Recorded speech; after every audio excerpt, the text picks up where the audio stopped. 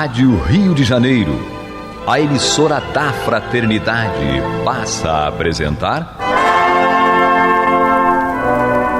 Luz na Penumbra, programa que leva ao seu coração a mensagem da doutrina espírita.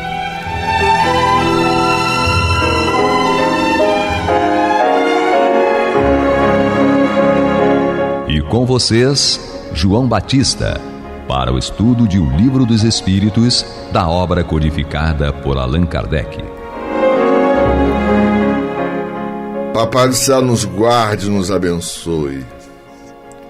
Louvado seja nosso Senhor Jesus Cristo. E que possamos fazer do tempo esta dádiva que a todos nós é dada de maneira igual, um recurso a mais, para que a nossa caminhada seja a cada dia mais firme e consistente na conquista dos valores espirituais que nos levarão à verdadeira felicidade. Aqui estamos hoje com Alessandra. Olá, ouvintes, gratidão imensa por estar aqui. Paz e bem a todos. Nós temos Angélica Lopes. Que seja o estudo a nossa alavanca de progresso. E Guilhermina. Que bom que nós continuamos aqui. Chegando aos seus ouvidos através das ondas amigas da Rádio Rio de Janeiro, a emissora da Fraternidade. Hoje faremos o estudo da pergunta 135 e 135A de O Livro dos Espíritos, dando continuidade ao tópico A Alma, contido no capítulo 2, livro 2º, Encarnação dos Espíritos, na tradução de Evandro Noleto Bezerra, a edição da FEB. Vamos começar com Angélica. Uau! Quanta honra! Por que não? Vai nessa. Vamos lá, questão 135. Há no homem outra coisa além da alma e do corpo? E os espíritos respondem: há o laço que une a alma ao corpo. Ou seja, voltando lá na questão estudada passada, né? Alma. Alma seria o espírito encarnado. Para o espírito estar encarnado, ele precisa de um corpo. O corpo, matéria. Mas o que liga esse corpo a esse espírito, né? Para que ele se transforme em alma. E aí vem o laço que une a alma e o corpo. Esse laço é um laço fluídico, né? O princípio vital, né? Que dá o sopro, né? Que a gente vê que nos dá a vida. Ou seja, o corpo ele é organizado anteriormente no processo de reencarnação. Ele é organizado segundo as nossas necessidades de progresso. Ou seja, o corpo também ele tem o seu papel fundamental na nossa evolução espiritual. Porque ele vai nos dar, é o nosso primeiro abrigo, né? E é a nossa primeira experiência. E ele vai nos dar as possibilidades de reparação e de crescimento. Então, quando a gente observa corpos mal estruturados, ou corpos mal formados, ou corpos perfeitos demais, todos essas características, elas têm como objetivo o nosso processo evolutivo. Ela vai estar compatível com as nossas necessidades. E o que nos prende a ele, esse princípio, né, vital, esse fluido, vai fazer a ligação entre o espírito encarnando neste corpo. E uma vez encarnado no corpo, ele vai se transformar na alma. Há na pergunta 135A uma questão que complementa essa análise, essa exposição da Angélica. Guilhermina, começando a 135A. Na anterior, na 135, fala que se há no homem outra coisa além da alma e do corpo, né? Porque o corpo, é uma matéria, é um objeto. E a alma é o princípio, né? E o espírito que é o princípio inteligente. Quando a gente, normalmente, em outros lugares que a gente estuda isso, eu já tive a oportunidade de fazer um comentário que o pessoal quase me bateu, é o exemplo. Então, você tem um espírito e você precisa do corpo, que é matéria. Por que o espírito não encarna numa pedra? Considerando que a pedra é uma matéria e o espírito é um espírito. Aí menino, isso foi lá no GEAF. Foi animada a coisa. Porque é para raciocinar. Não é à toa que ela é chamada de Guilhermina Boca de Conflito. Não, é botar para raciocinar. Porque quando a gente está raciocinando, levando pelo livro dos espíritos, o corpo é matéria e o espírito é o espírito. Então, espírito mais matéria é igual a alma. Só que a alma, ela precisa não apenas de uma matéria pura e simplesmente, senão ela encarnaria na pedra.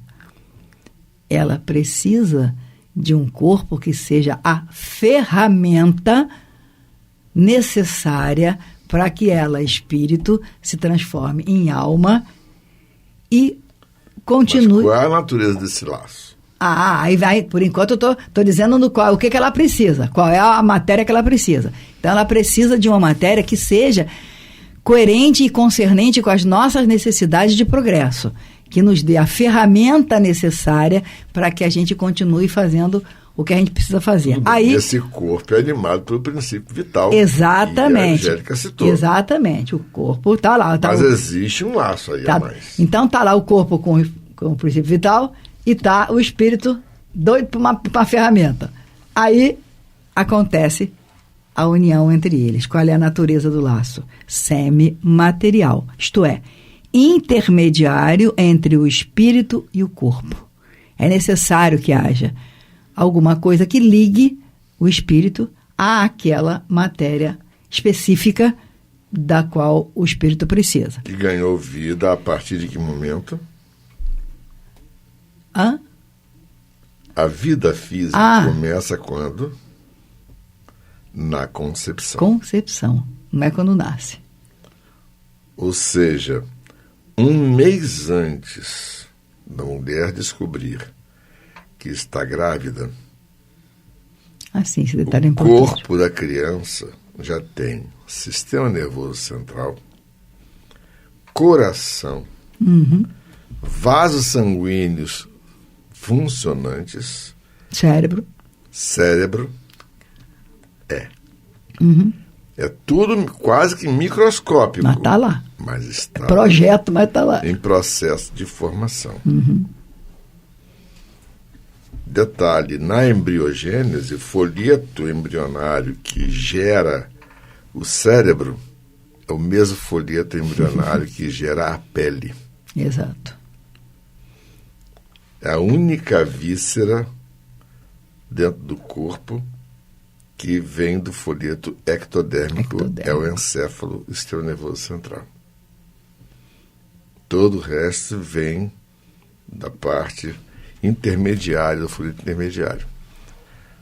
É interessante isso. Depois os 3 folhetos se fecham e formam um embrião, que vai dar o corpo. Isso. Quem quiser saber onde está essa junção dessa dobra, passe a língua no céu da boca. Não tem uma linhazinha ali? Exceto para quem usa um ponto quem usa da linha prótese de não fusão. pode. Porque você junta. O corpo é dividido. Aí no que você vai formar, ele é uma placa. É uma placa. Ele fecha como se fosse um tubo. Aí faz assim. E junta. Por isso tem lado esquerdo e lado direito. Mas vamos lá. Quem estuda embriogênese... Você vai entrar em embriogênese se o negócio ficar... Nunca vai ser favorável ao aborto. Então vamos lá. Qual é a natureza desse laço? Semimaterial. Isto é, intermediário entre o espírito e o corpo. E era necessário que fosse assim, né? É preciso que seja assim para que eles possam comunicar-se um com o outro. Por meio desse laço é que o espírito atua sobre a matéria e vice-versa. Então, você tem, de novo, o espírito e você tem o corpo. Ambos precisam de alguma coisa que sirva como conexão para que as coisas funcionem. Então, é semi-material, é o intermediário entre o espírito e o corpo. E é necessário que seja assim. Aí vem a explicação de Kardec. O homem é, portanto, formado de 3 partes essenciais. 1. O corpo, ou ser material, análogo ao dos animais e animado pelo mesmo espírito vital. Então, princípio vital. Ou você tem o corpo humano, você tem o corpo do gato, você tem o do macaco, plantinha, né? Você tem a planta. Plantinha. Você tem a planta. Então, você tem o corpo. Aí, mas é importante que seja análogo aos animais. Análogo aos animais. Tem o princípio vital. Tem que ter o princípio vital, que é fundamental. Citado pela Angélica, importantíssimo. Exatamente, o princípio vital tem que ter. Aí 2, a alma, espírito encarnado, que tem no corpo a sua habitação. Nós já vimos lá. Então, nós temos o corpo, nós temos o espírito e temos a alma. E aí, o espírito intermediário, o princípio intermediário... Se vão chamar o princípio de espírito, Guilherme, pelo amor de Deus. É porque eu estou pensando lá adiante. O princípio intermediário, ou perispírito, que é até um termo bem interessante, que dá para raciocinar bem, que é perispírito, substância semimaterial, que serve de primeiro envoltório ao espírito e une a alma ao corpo. Olha, interessante. Princípio intermediário, claro, porque ele une o espírito ao corpo. Perispírito, que é um nome dado. Substância semimaterial que serve de primeiro envoltório ao espírito e une a alma ao corpo. Tais são, num fruto, a semente, a polpa e a casca. Para o pessoal raciocinar. Né? Imaginemos aí, então, um pêssego. A semente é o espírito. A polpa é o perispírito. A casca é o corpo. A grosso modo, digamos assim, se imaginarmos, por exemplo, uma lâmpada incandescente... Aí já complica. O fio... Não, ele está dentro da lâmpada. Claro. Mas ele traz a energia. E ele, digamos assim, deflagra a luz que ilumina o ambiente. Só que se quebrar a lâmpada, ela se apaga. Então... A lâmpada é o corpo, o fio é o perispírito e a luz... A energia seria o espírito. O espírito. Exatamente. É necessário e é fundamental que seja exatamente dessa pergunta, forma. Tem um detalhe muito importante. A pergunta 93, bem anterior a essa atual, fala-se, inicia as perguntas 93, 94 e 95, existe um estudo completo de perispírito. Não temos como fazê-lo agora. Mas vale aqui, tá? O espírito, propriamente dito, tem alguma cobertura, como pretendem alguns estar envolvido numa substância qualquer? E aí é dito aqui, o espírito é envolvido por uma substância que é vaporosa para ti, mas ainda bastante grosseira para nós, eles espíritos. Suficientemente vaporosa, entretanto, para poder elevar-se na atmosfera e transportar-se aonde queira. Assim, e aí veio o comentário de Kardec, assim como o germe de um fruto envolvido pelo perisperma, que é a polpa, um espírito propriamente dito é revestido por um envoltório que, por comparação, pode se chamar perispírito. O termo foi cunhado por Kardec e foi aprovado pelos espíritos. Dá bem a essência do raciocínio. Vamos ouvir a nossa vinheta, os próximos 10 minutos, seja o que Deus quiser. Você está ouvindo pela Rádio Rio de Janeiro o programa Luz na Penumbra, com o estudo de O Livro dos Espíritos, na apresentação de João Batista. Então, vamos ao debate. Alê! Enfim, vou falar no dia de hoje. Isso, tá varicoçando. Gente, como aprendo aqui, né? Como nós aprendemos a cada encontro, a cada possibilidade de estar aqui com vocês. E eu acho que essa possibilidade de se ver como aprendiz é o que nos faz crescer sempre, está sempre aberto, né? Para crescer. Tem um livro de Shakespeare que ele fala assim: há mais coisas entre o céu e a terra que a vossa vã filosofia possa entender, explicar. A nossa razão não alcança, né? De tanto que existe. De tanto que existe na espiritualidade que nós não podemos alcançar. A nossa razão não é suficiente, mas eu acredito que o brilhantismo que a gente encontra no Livro dos Espíritos é essa possibilidade de nos fazer entender. É o didatismo, né? É a capacidade de colocar nas nossas palavras, na nossa pequena capacidade racional, tentar abarcar tudo que existe no mundo espiritual. Sobre esse estudo, eu acho fantástico a intercomunicação entre tudo no universo. Sim. Eu acho que seria assim, um ponto essencial desse estudo. Entender essa intercomunicação. Nada está solto, nada está separado. Né? Então, o espírito, quando desencarna e depois quando volta, ele vai trazer as marcas, ele vai trazer características, ele vai trazer vivências. E onde isso está gravado, né?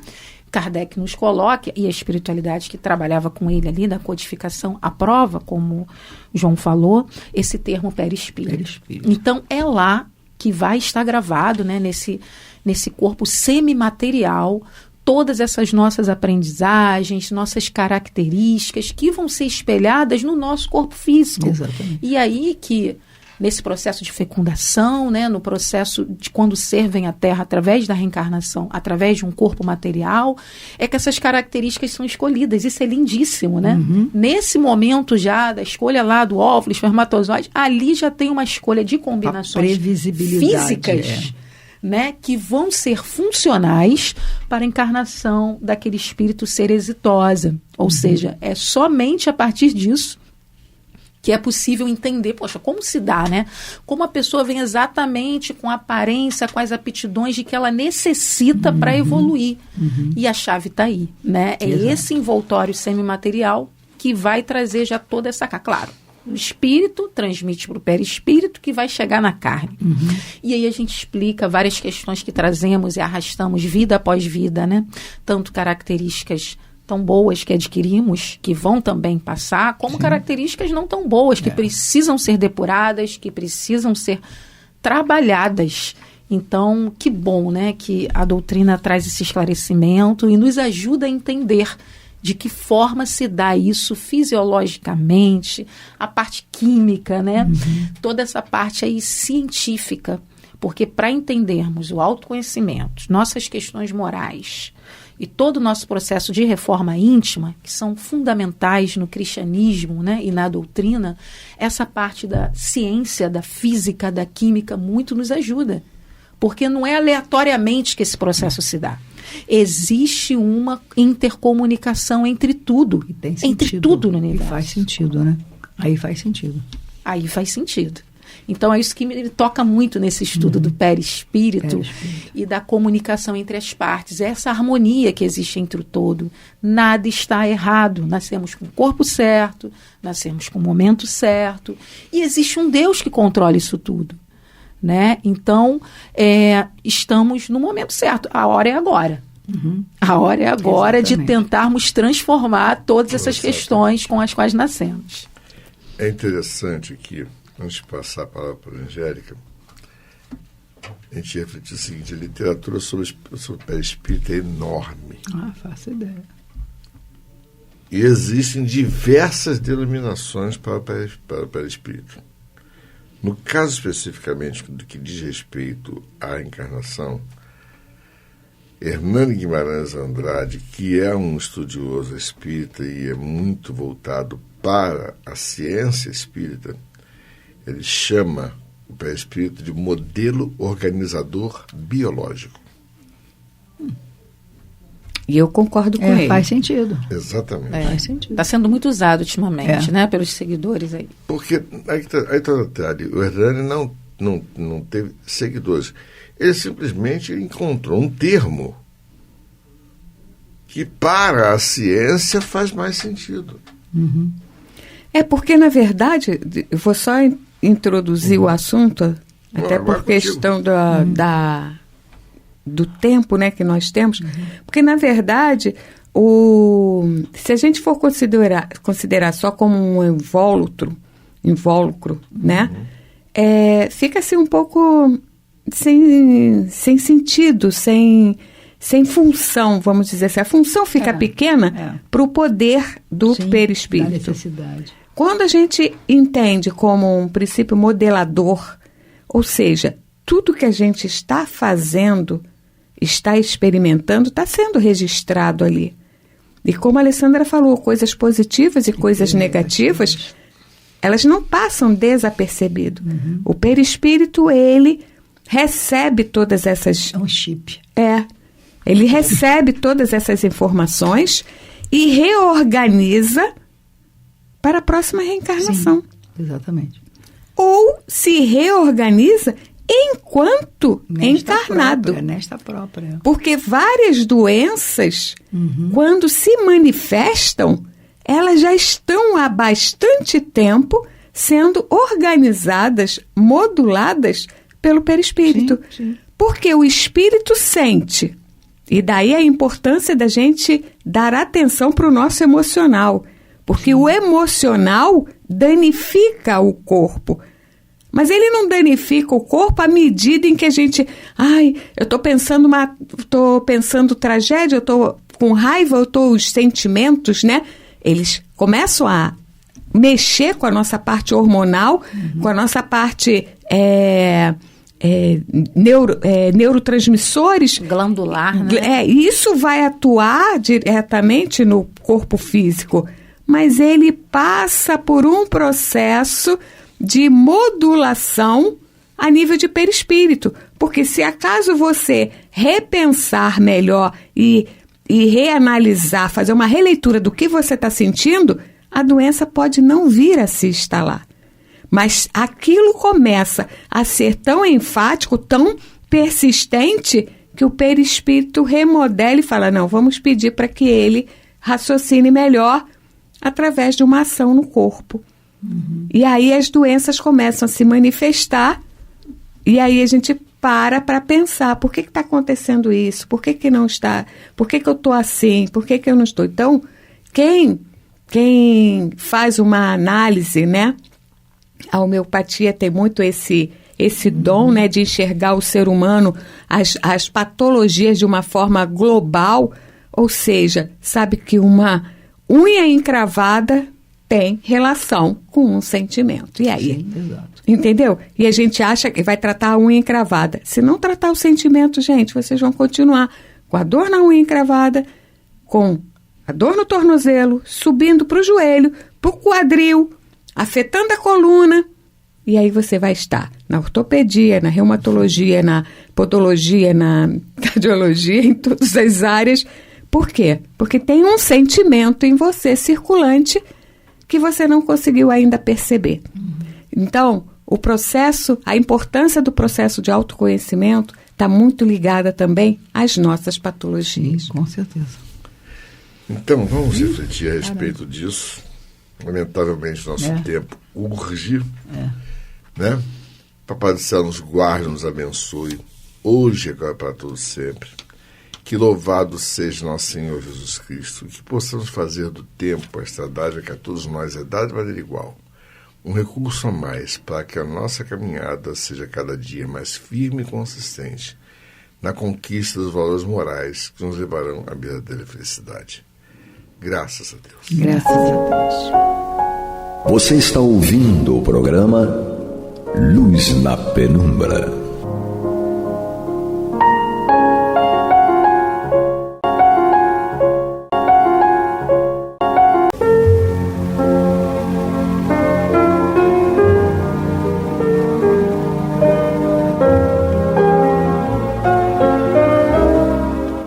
Rádio Rio de Janeiro está levando ao seu lar e ao seu coração a mensagem consoladora da doutrina espírita, através do programa Luz na Penumbra.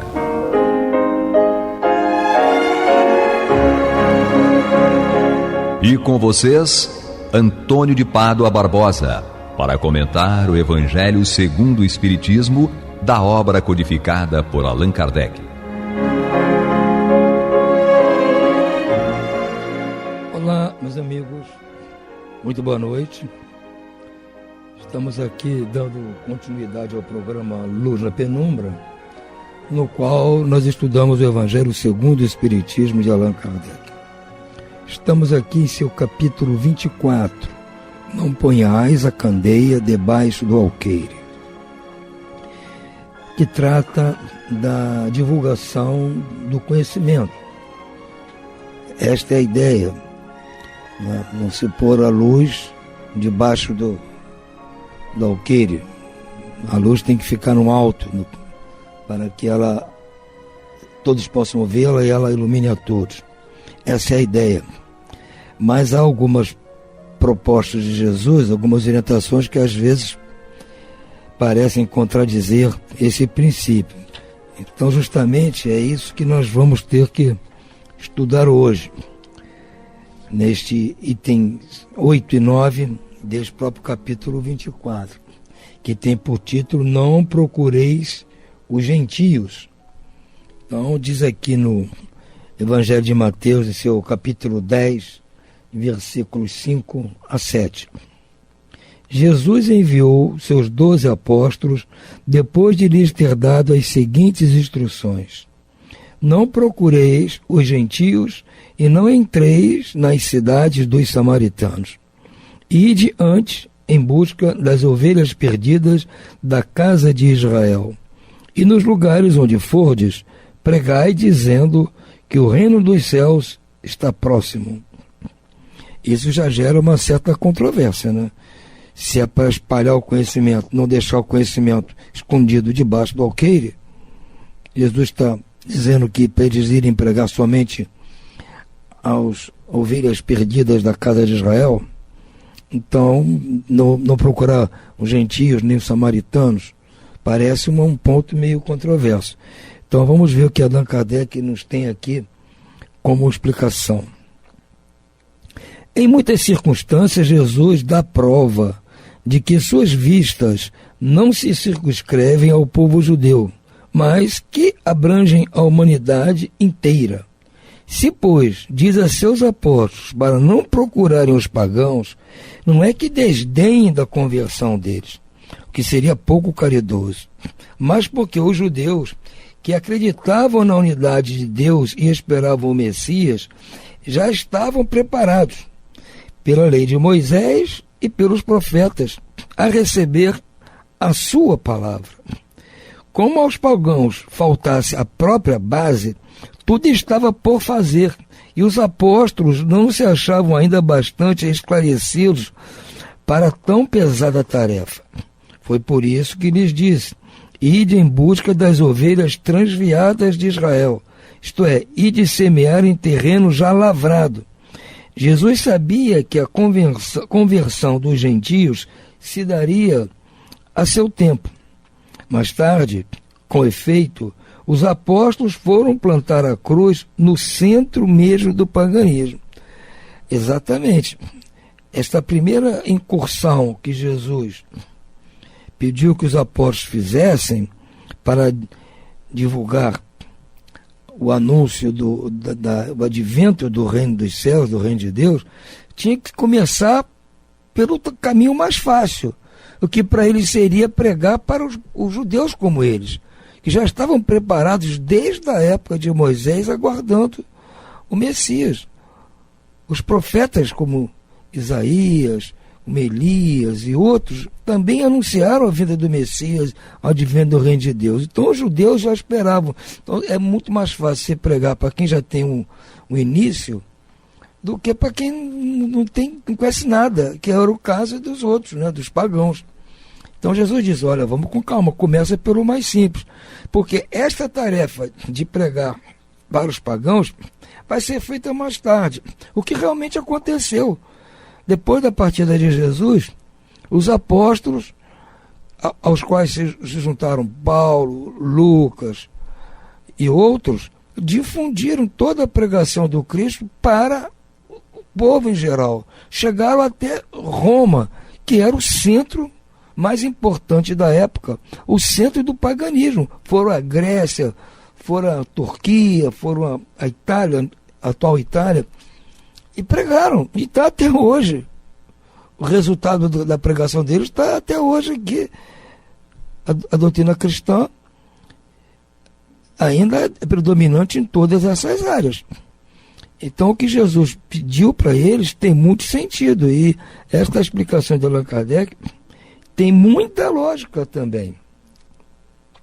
Segue aqui Allan Kardec. Essas palavras podem ser aplicadas aos adeptos e aos propagadores do Espiritismo. Então, ele agora está fazendo uma correlação em relação a nós espíritas, que temos uma doutrina fresquinha aí do século XIX, não tem nem 200 anos, e que nós às vezes ficamos ansiosos em querer divulgá-la a todo custo, para todo lado, para toda a gente. Então Kardec vai fazer uma correlação dessas palavras de Jesus que ele fez com relação à sua doutrina, uma correlação com a nossa doutrina espírita. Os incrédulos sistemáticos, os zombadores obstinados, os adversários interessados são para eles o que eram os gentios para os apóstolos. Ou seja, para os apóstolos, os gentios, no caso a que Jesus se referia, os pagãos, tem a mesma relação que tem para nós essas pessoas que são incrédulas sistemáticas, não acreditam e ponto. Os que zombam, entendeu? Então essas pessoas que zombam de nós, do espiritismo, que não acreditam de jeito nenhum, são para nós o que eram para aqueles discípulos, os pagãos, que acreditavam naqueles deuses todos e não aceitavam a pregação de Jesus, do amor ao próximo, do perdão, nós admitiam isso. Então, foi pregar para quem já tinha um começo, uma ideia, já tinham conhecimento da lei de Moisés, de tudo que os profetas tinham trazido.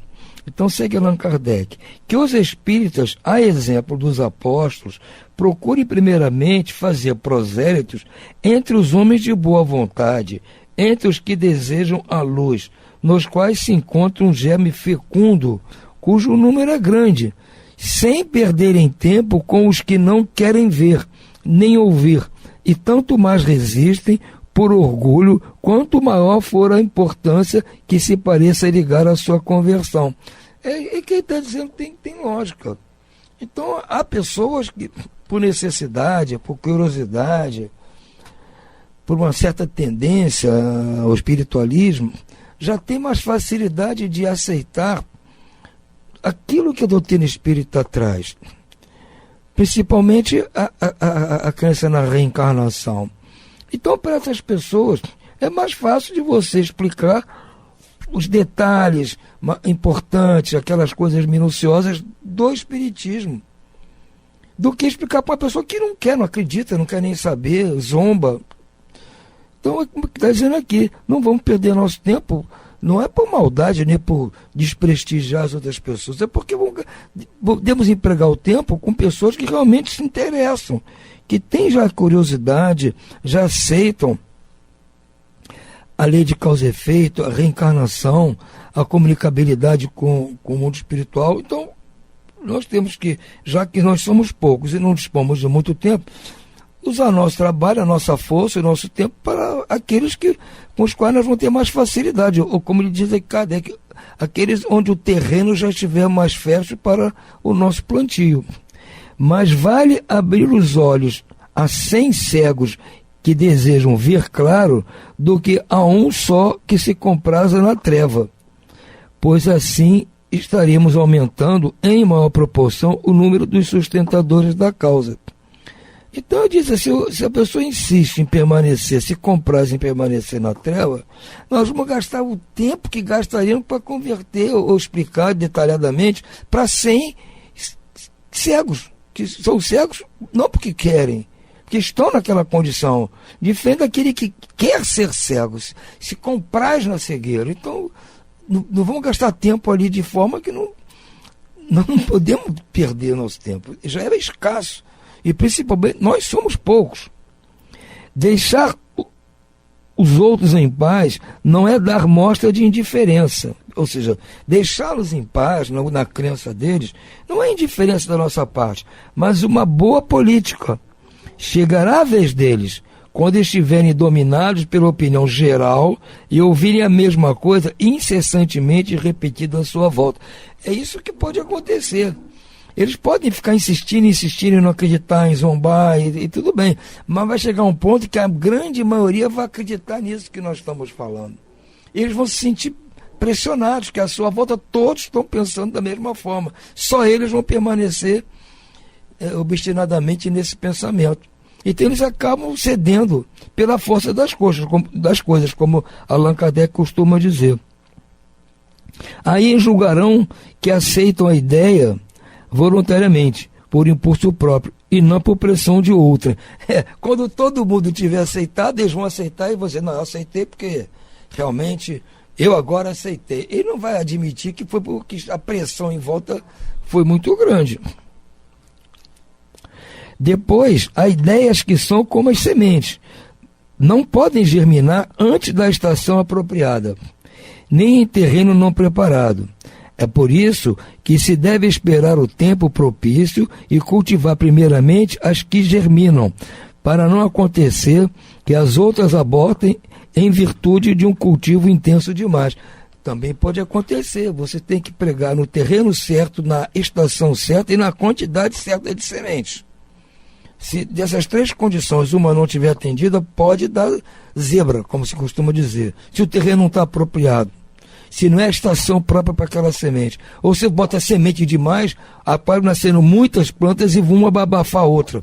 Então tem que ter muita capacidade, inteligência, paciência para fazer essa tarefa. Por isso que Jesus falou para os discípulos, vocês procuram aqueles que já têm alguma noção. Porque se todos tiverem noção, já estiverem convertidos, fica mais fácil depois converter os outros. Na época de Jesus, e em consequência das ideias acanhadas e materiais então em curso, tudo era circunscrito e localizado. A casa de Israel era um pequeno povo, os gentios eram outros pequenos povos circunvizinhos. Hoje, as ideias se universalizam e se espiritualizam. A luz nova não constitui privilégio de nenhuma nação. Para ela não existem barreiras. Tem o seu foco em toda parte e todos os homens são irmãos. Mas também os gentios já não são um povo, mas uma opinião que se encontra em toda parte e da qual a verdade triunfa pouco a pouco, como o cristianismo triunfou sobre o paganismo. Já não são combatidos com armas de guerra, mas com a força da ideia.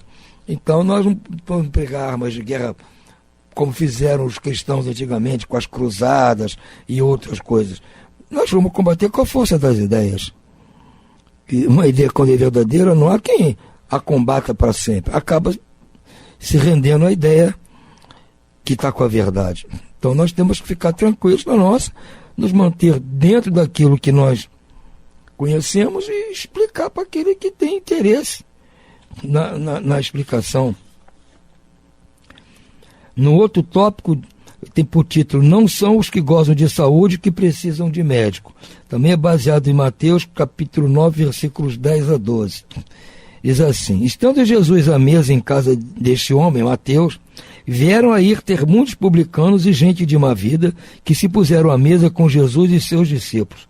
O que fez que os fariseus, notando-o, disseram aos seus discípulos, por que o vosso mestre come com publicanos e pessoas de má vida? Tendo-os ouvido, disse-lhe Jesus, não são os que gozam de saúde que precisam de médico. Interessante, né? Seria o grande médico para procurar quem já tem saúde? Tem que procurar aqueles que não têm saúde, ou seja, os pecadores, a gente de má vida. Eles é que estão precisando de Jesus. Quem é santo não está precisando de Jesus. Quem é santo tem que estar colaborando com Jesus. Kardec nos explica aqui. Jesus se dirigia principalmente aos pobres e aos deserdados, porque são os que mais necessitam de consolação, aos cegos dóceis e de boa fé, porque pedem para ver, e não aos orgulhosos, que se julgam possuir toda a luz e de nada precisar. Essas palavras, como tantas outras, encontram sua aplicação no Espiritismo. Há quem se admire de que, por vezes, a mediunidade seja concedida a pessoas indignas e capazes de usarem mal. Parece, dizem, que uma faculdade não tão preciosa deveria ser atributo exclusivo das de maior conhecimento. Mas, bem, isso aí é duvidoso, porque a pessoa de muito conhecimento não quer dizer que seja boa de caráter. E a mediunidade é um talento que tem que ser usado para o bem. E o caráter não está na escolaridade, nem nas posses, nem na condição social de ninguém. Então a mediunidade está aí para todos, independentemente do caráter, da condição social e da intelectualidade. Está nas pessoas que devem fazer bom uso. E mesmo assim, muitas pessoas não fazem bom uso dela. Então é um predicado que é para todos. Não pode se circunscrever, não só quem tem diploma é que vai ser médium. Só quem é rico vai ser médium. Só porque é bom caráter vai ser médium. Não é assim. Digamos, antes de tudo, que a mediunidade é inerente a uma disposição orgânica, de que todo homem pode ser dotado como de ver, de ouvir, de falar. Ora, não há nenhuma faculdade de que o homem, por efeito de seu livre-arbítrio, não possa abusar. E se Deus não houvesse concedido, por exemplo, a palavra senão aos incapazes de proferirem coisas mais, haveria mais mudos do que pessoas aptas a falar. Deus concedeu faculdades ao homem, ele dá a liberdade de usá-las, mas sempre pune os que dela abusam. É a mesma coisa que está falando aqui, é verdade. Se fosse pensar assim, Deus só dava a palavra para quem falasse coisas boas. Quem fala coisa ruim vai ser mudo. A maioria da humanidade ia ser muda. E não, todo mundo pode falar. Fala boas coisas e más coisas. Agora, aquele que usar mal a palavra vai responder por isso. Se o poder de comunicar com os espíritos fosse concedido aos mais dignos, quem ousaria pretendê-lo? Onde, aliás, estaria o limite da dignidade e da indignidade? Também é saber quem. Quem é digno e quem não é. Quem vai julgar isso? A mediunidade é conferida sem distinção, a fim de que os espíritos possam trazer à luz a todas as camadas e a todas as classes da sociedade, ao pobre como rico, aos retos para fortalecê-los no bem, aos viciosos para os corrigir. Não são esses últimos os doentes que necessitam de médico? Por que Deus, que não quer a morte do pecador, o privaria do socorro que o pode arrancar do lamaçal? Os espíritos bons lhe vêm em auxílio e os conselhos que recebe diretamente são capazes de impressioná-lo de modo mais vivo do que se os recebesse por caminhos indiretos. Deus, em sua bondade, coloca a luz nas suas mãos para lhe poupar o trabalho de ir buscá-la longe. Ele não estará bem, mais culpado. Se não quiser vê-la, ele não será mais culpado se ele não quiser ver a luz. Isso é com ele. Poderá desculpar-se com a sua ignorância quando ele mesmo tiver escrito com suas mãos, visto que seus próprios olhos e ouvidos, com seus próprios ouvidos, é pronunciado com a sua própria boca a sua condenação. Se não aproveitar, será então punido pela perda ou pela perversão da sua faculdade, da qual se apoderam os espíritos maus para obsidiarem e enganarem, sem prejuízo das aflições reais, que Deus castiga os servidores indignos e os corações endurecidos pelo orgulho e pelo egoísmo. Ora, se ele mesmo é um médium, tem contato com os espíritos, ele não pode alegar que foi enganado. Depende dele. Se ele faz mau uso, ele não tem desculpa. Agora, se fosse um terceiro super intelectual que tivesse a mediunidade, passasse o recado para ele fizesse mau uso, ele tem desculpa. Não, foi um doutor que me passou. Agora, se vem dele mesmo, ele que ouve do espírito, ele que escreve as mensagens, ele que vê. Então, como é que ele vai poder alegar depois que não sabia do que se tratava? Então, é uma prova ao mesmo tempo, né? Não é para qualquer um. É uma faculdade, mas ao mesmo tempo é uma prova para quem tem essa faculdade. A mediunidade não implica necessariamente relações habituais com os espíritos superiores. É apenas uma aptidão para servir de instrumento mais ou menos maleável aos espíritos em geral. O bom médium, pois, não é o que comunica facilmente, mas aquele que é simpático aos espíritos bons e somente deles recebe assistência. É unicamente neste sentido que a excelência das qualidades morais se torna onipotente sobre a mediunidade. Exatamente. Diz aqui, o médium bom não é aquele que se comunica com facilidade com os espíritos, mas é aquele que é simpático aos espíritos bons, aquele que tem afinidade com os espíritos bons. E somente desses espíritos ele recebe as comunicações. É unicamente nesse sentido, da qualidade do médium, da sua moral, que a excelência das qualidades morais se torna onipotente sobre a mediunidade. Então a qualidade moral do médium se sobrepõe à sua qualidade mediúnica. Não é a facilidade que ele tem de se comunicar que determina se a mediunidade dele é boa ou não. O que determina se a mediunidade é boa ou não é o seu caráter, a sua moral, o que ele faz dessa mediunidade. Porque aí só espíritos de qualidade que vão se acercar dele. Agora, se ele faz mau uso, outros espíritos vão se acercar, aí tudo pode acontecer. Porque a mediunidade é só uma faculdade. É uma capacidade que ele tem, como tem de escrever, de falar, de ver, de ouvir. Você tem essa capacidade. Agora, o uso que se vai fazer vai depender do seu caráter, do seu comportamento, das suas intenções. E você pode se aproximar de mais pessoas, encarnadas ou não, para falar, para ouvir, para ver. Ué, depende de você. Você lê o que você quiser, escuta o que quiser, vê o que quiser. Você que decide. Então, a capacidade é para todos. Agora, o uso vai depender de cada um. É isso que está dizendo aqui. E se manda para as pessoas menos, teoricamente, vamos dizer assim, indicadas para isso, porque ele é isso, é aquilo, é que Jesus falou, são os doentes que precisam do remédio. Então Deus dá a eles essa oportunidade deles receberem isso direto, não por ouvir falar. Se fazem bom uso ou não, vai depender de cada um. Essa é a explicação que nos traz aqui nosso querido Allan Kardec. Então, meus amigos, hoje nós vamos ficando por aqui. A vocês desejo muito boa noite e muita paz.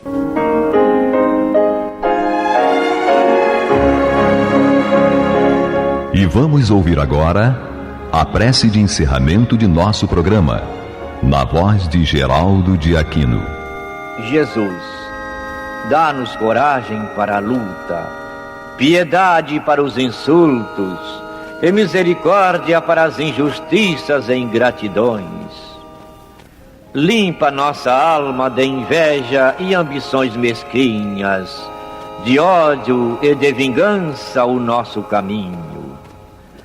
E que dentro em pouco, ao recolher-nos de novo ao calor do nosso leito, para que o sono nos dê a paz e o esquecimento das tristezas humanas, possamos sentir, Senhor, no mais íntimo de nosso ser, a doçura indefinível do Teu amor e a grandeza incomparável da Tua divina presença.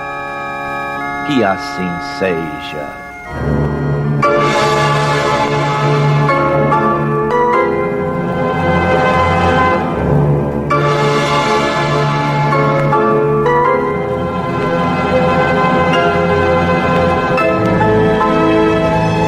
Acabamos de apresentar o programa Luz na Penumbra, que voltará a ser apresentado amanhã às 21 horas nesta emissora.